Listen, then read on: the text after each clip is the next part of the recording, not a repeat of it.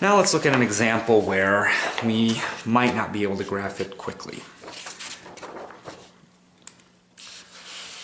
So in this example, we have f of x equals x minus 2 all over x squared minus 4. And we want to find the following things. So A, we want to find the limit as x approaches 2 of x minus 2 all over x squared minus 4. And then B, we want to find the limit as x approaches a negative 2 from the positive side of x minus 2 over x squared minus 4. Alright, so here's our function, and there's the two limits we want to evaluate. Okay, so let's look at our function again. We have f of x equals x minus 2 all over x squared minus 4. Right, in this particular case, graphing this function, while we could, because it is just a basic rational function, might take a little bit of time. So we want to figure out, well, how can we evaluate this numerically, so we don't have to graph the function. So let's go ahead and take a look at our zeros, which is x minus 2 equals 0, so x equals 2, and our poles. Oops. And so our poles is x squared minus 4 equals 0. That's easy enough. X plus 2 times x minus 2 equals 0. So x equals a negative 2. X equals 2. Alright, so we do have a couple things going on here. The x equals negative 2 does not have an associated 0. So that is a vertical asymptote. So we definitely have a vertical asymptote at x equals negative 2. Oops. And at x equals 2, because we have a pole and associated 0, that is a discontinuity.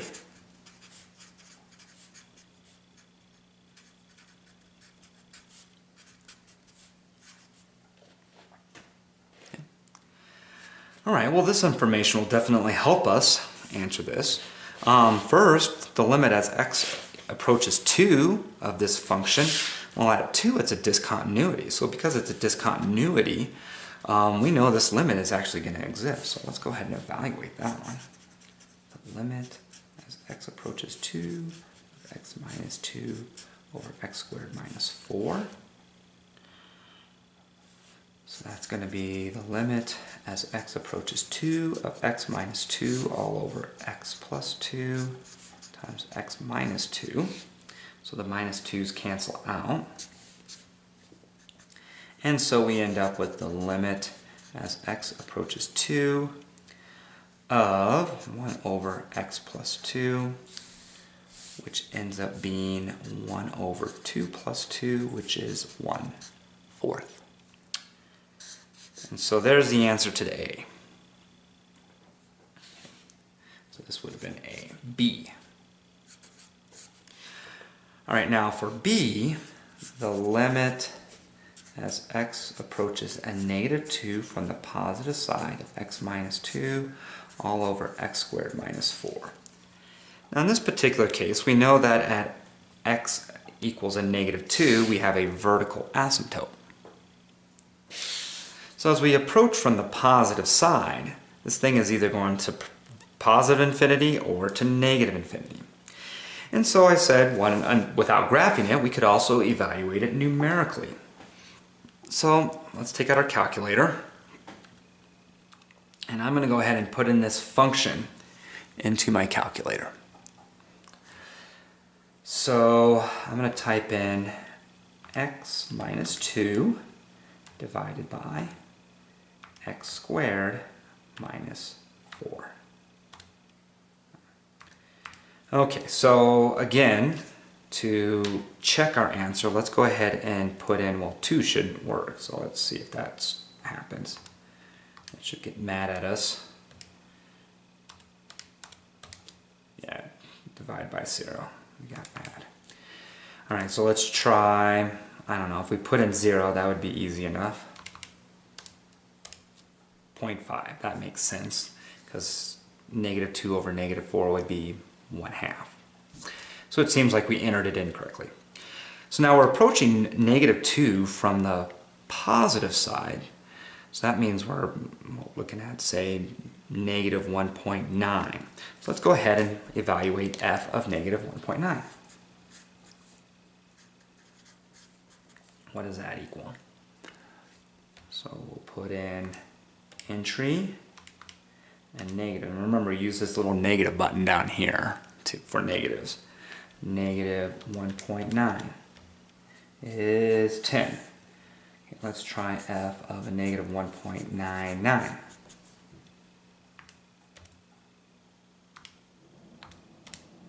100.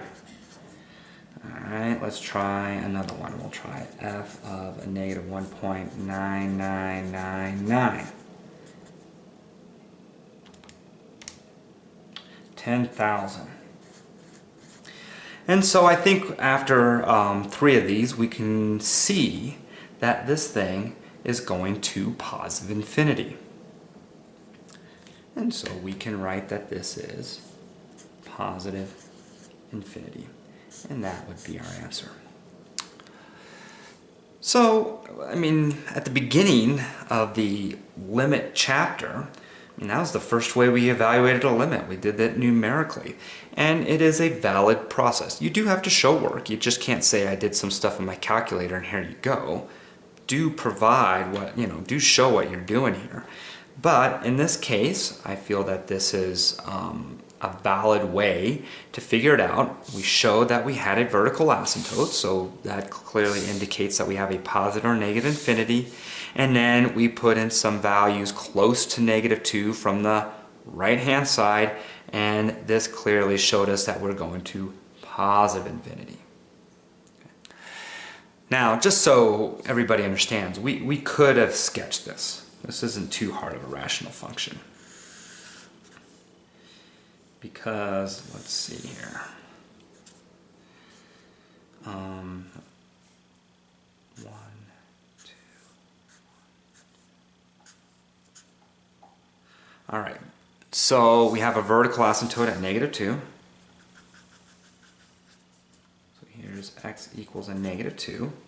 And we have a discontinuity at 2, and because of the limit, we know it's at 2 1/4.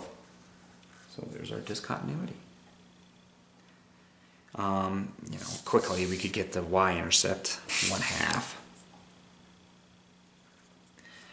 But in essence, this function looks something like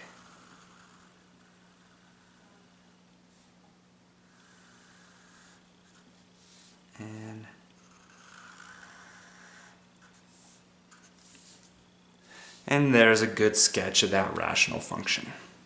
So if you would have sketched the rational function, you would have been able to then say, oh, this goes to positive infinity, and that also would have worked.